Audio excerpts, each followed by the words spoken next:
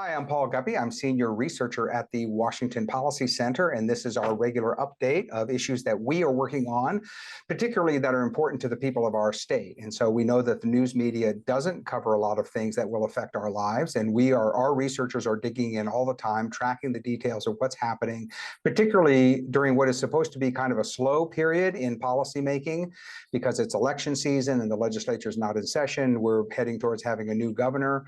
Yet, despite that, we know as policy researchers that there are important events happening all the time. And so I'm going to bring you an update about some of those. So to start off, it's definitely been in the news that the Seattle School District is talking about closing 21 schools to match a $100 million budget gap that they claim that they have. And Lee Finna on our staff has been following this very closely. The advantage that we have as an independent state think tank is that we can step back and look at the longer trend. Where did this so-called budget gap come from? How can it be a budget gap if revenues to the school district are increasing all the time? The Seattle schools budget is now $1.25 billion for a little over 42,000 students that they have. So objectively, that looks like it's plenty of money.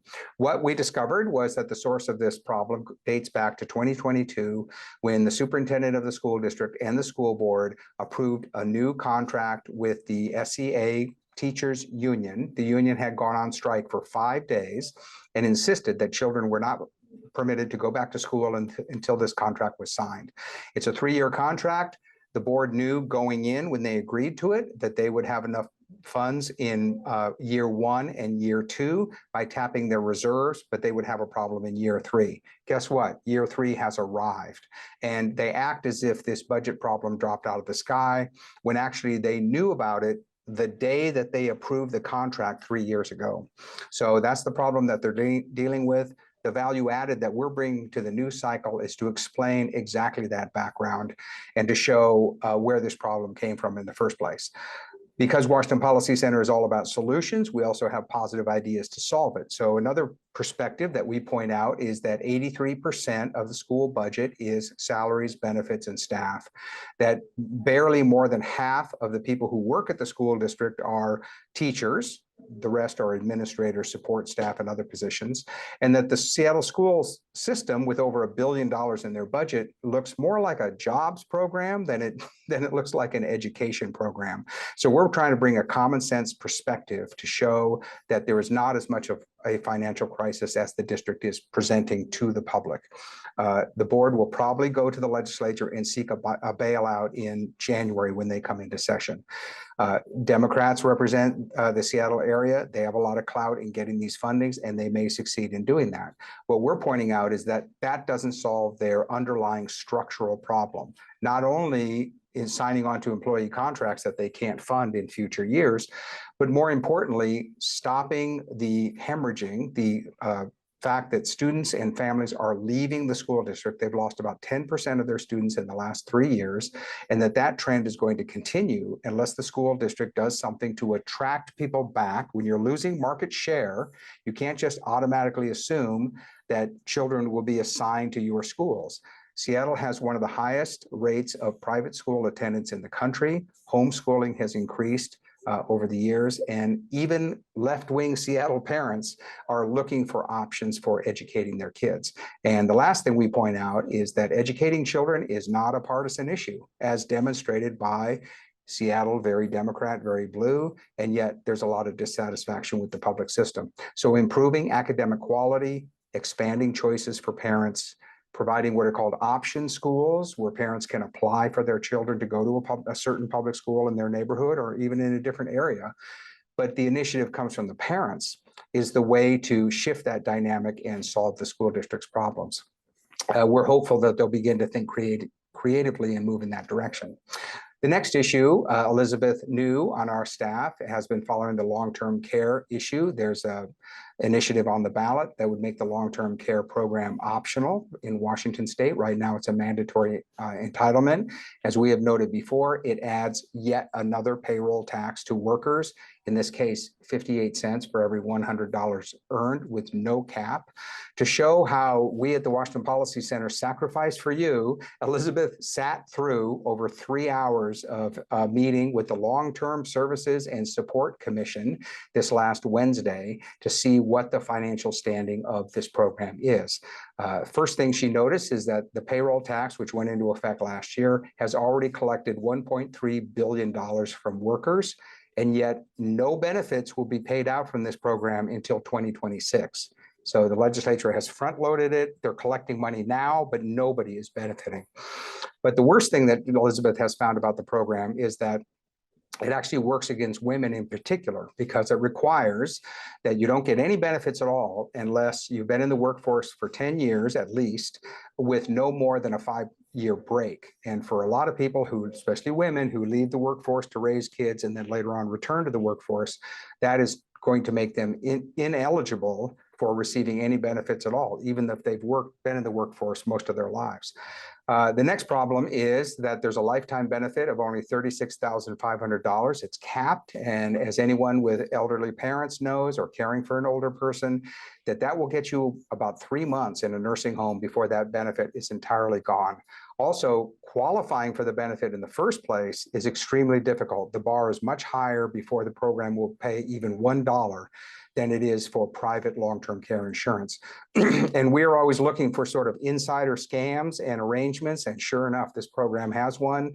Caregivers, as long as you're not a close relative, but any other caregiver who benefits and receives payments through this program, must complete mandated state training, which on the surface may make sense, but the training is only provided by the SEIU 775 union, the 775 local. That is the union that pushed for the passage of this program in the first place. They recommended the legislature enact a new payroll tax to create $1 billion entitlement program. And then it turns out that this union is the direct beneficiary of spending from the program. And so that's clearly a special provision that they got. It's a nice business model if you can get the legislature to require people to spend money to buy your product. And that's what that works out to be. And then lastly, looking at what Initiative 2124 would do, that's what's on the ballot, is that it doesn't even repeal the program. As I mentioned, it just makes it voluntary. And yet that seems like a completely reasonable thing, to give people choice. And yet there is vociferous opposition against this initiative, again, coming from unions, coming from the Democratic Party. And so we ask ourselves why. And I think that really goes beyond finances or money or special interest benefits. It really seems to come down to control over people who must participate in this program, particularly workers who are paying the tax. And it goes back to that saying that, people on the left don't seem to care what you do as long as it's mandatory. The primary value that they seem to have is control over whatever aspect of your life, and the details don't really matter that much. So we'll see how that initiative plays out when we get to the election. The next issue we're looking at is, it was sort of humorous in a way that another union, Washington Federation of State Employees, the largest union of public sector workers in the state, is engaged in secret negotiations right now with the outgoing governor, Governor Inslee, that will set their contract for at least the next 2 years. And you ask, why are these negotiations secret? I mean, this is a public program. All the money provided for this contract will be in the tens of billions of dollars, and it's all paid out of the Treasury, so it's all public money. And yet there is zero accountability about how this is negotiated. The reason is because the union insisted that it be that way. So we have pushed for years that different contract proposals on each side be posted on the internet so people can see what it is, so that news media can cover it. The union has resisted those. But what struck us as humorous is two things. Last week, a union spokesman announced, we are not allowed to share the details of what's happening in the negotiations. We are not allowed, but that was a rule that you insisted on. So it's the union that wants the secrecy, and then they pretend, oh, we can't tell you what the negotiations are about.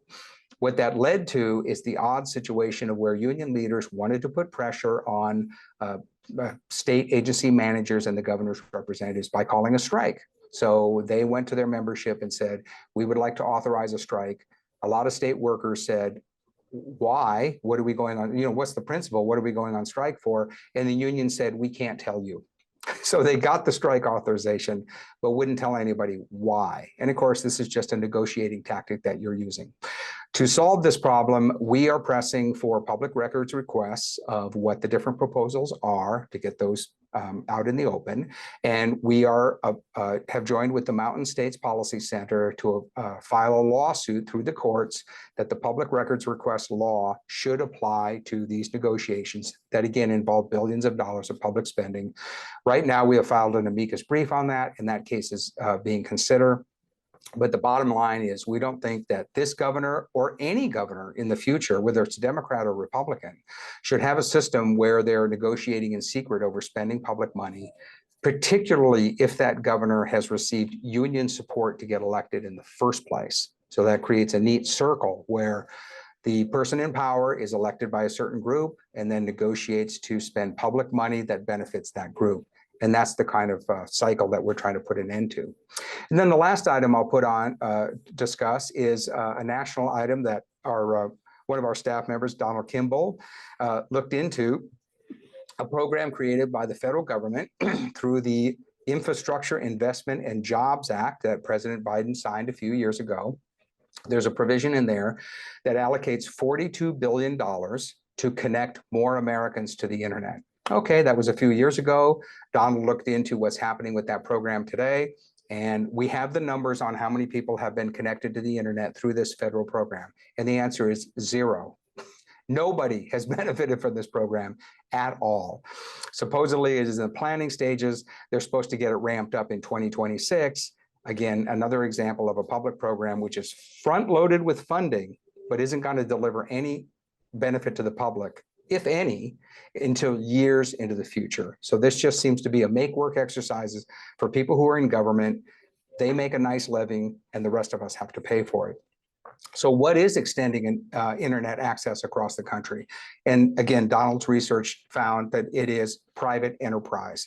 So in the time that this $42 billion program has just been in the planning stage, private industry has added 13 million more Americans to internet access. Currently, 83% of the population has internet access. Private industry has already leapfrogged what the government is doing.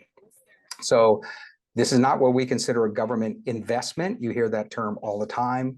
In our view, the government doesn't invest money. They don't know what an investment is. Only private industry can make a projection about what's going to work. And then sometimes it doesn't work, companies lose money, but it's a real investment in the sense of you get a solid return. It's not just spending public money. So that's another thing that we are bringing a highlight to. And with that, I'll wrap up as far as issues goes, but also give an update about some of the great events that we've been having. We just completed our annual dinner in Spokane. It was a big success. We had a full ballroom. Our speaker, Dennis Prager, was a big hit. We also had Dr. Marbut and Billy Baldwin talking about homeless issues in a very constructive way. The interesting thing about that presentation, which we really liked, is that it was across the aisle. We had people on the left, people on the right, talking about how we can develop practical ideas to help homeless people. Very positive tone coming out of that. We also gave our Champion of Freedom Award to Kathy McMorris Rogers, who has announced that she's leaving Congress. We have worked with her since her days in the state legislature, and we wanted to recognize her public service. Coming up is our Bellevue annual dinner that will be on October 25th at the Hyatt Hotel in Bellevue. Again, always a fun event, very well attended. This year we have General Jack Keane as one of our speakers. He will be talking about the international situation, what U.S. security concerns are around the world, telling us the latest hotspots that are happening. And then domestically, we have Molly Hemingway, who, as some people may know, is an editor at the Federalist news site, and she will be talking about our current political situation, what we can see coming up in the coming election. That should be a very interesting perspective. And then our young professionals, of course, are putting on their own dinner in the same hotel on the same night. It's just down the hall, but hundreds of people go to that event as well. They have their own speaker, political commentator, Michael Singleton. What's interesting about having that event for the young professionals on the same night as our formal gala dinner is that there's a lot of cross-pollination, a lot of networking and conversations. And when I have when our main dinner is about to start, sometimes I go down the hall to see how the young professionals are doing. And sometimes I wish I was assigned to that event. It looks like it's a lot of fun. So we expect a good turnout there. And then lastly, we're starting a new speaker series called Ask the Expert.